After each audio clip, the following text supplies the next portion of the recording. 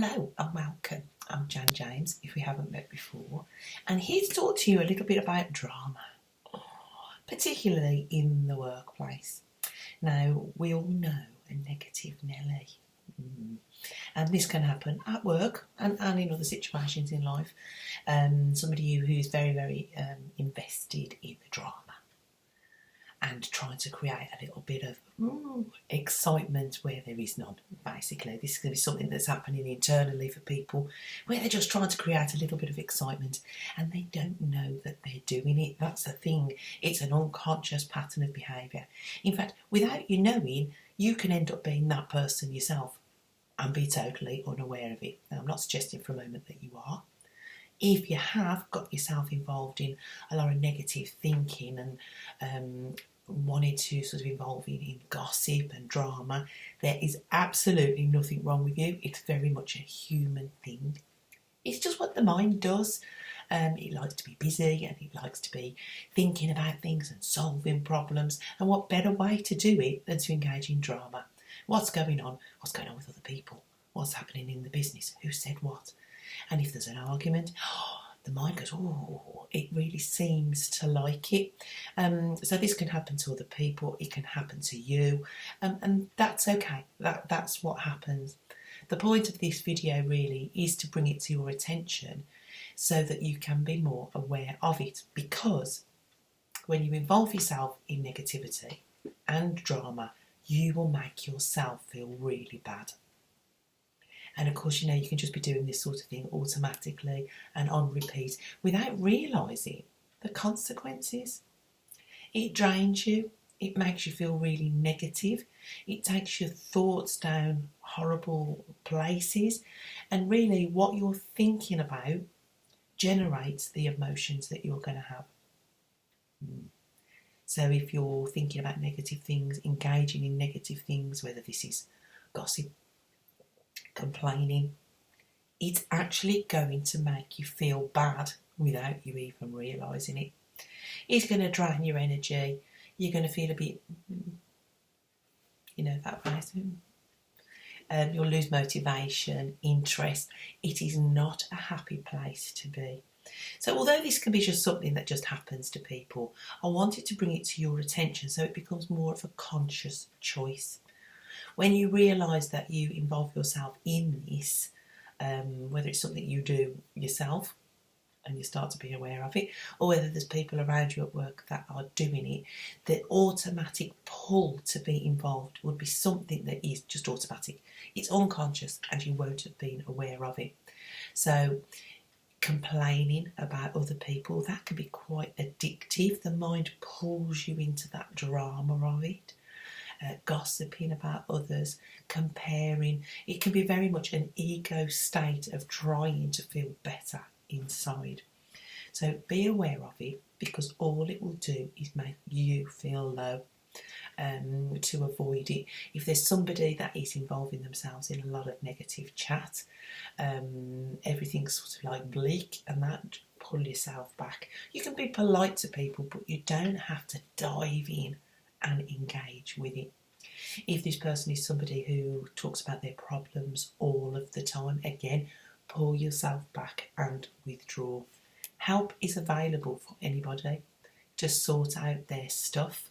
So to get stuck in a place of just talking about your problems without doing anything about it can be really, really draining to themselves and draining to the people around them. I want you to give yourself permission to be able to step back. You don't have to get involved. You don't have to fix. You don't have to resolve something for somebody. You can trust that they can sort that out for themselves. So number one is for you to be thinking about how can you make your days in your workplace as peaceful and as comfortable as possible. And that may mean that withdrawing from certain activities of gossip, of complaining. If there are issues that need resolving, the good thing to do would be to think in terms of solution. How can we resolve this problem? If you're stuck in that and you're not sure how to go about doing it, get in touch. You can work with me one-to-one to resolve that sort of thing so that you're not struggling. We can get very much stuck in a pattern of thought, patterns of beliefs that keep us doing the same things over and over again. One of those can be thinking about a problem and not doing anything about it. That one's a bit tricky actually, because the mind thinks it's doing something to resolve the problem by thinking about it. But consciously, if you can recognise, well, actually, thinking about it is not solving the problem, there needs to be another way that's not taking you around the same old thoughts, the same old problems and the same old stresses. Sometimes you do need an outside perspective to be able to shift that. That's the same for everybody. It's the same for me. It's the same for everybody. When you're in your own space of your own mind and the thoughts that are going on, it can be even difficult to see what you're thinking, what you're believing. It just plays out on an automatic feed. So, getting help to do that is absolutely a possibility for you, and I would highly recommend it. Because if you're feeling bad, if you're feeling stuck, if you're feeling stressed, there's no need to reach out and get the help to resolve it. So, who is it at work that's doing this?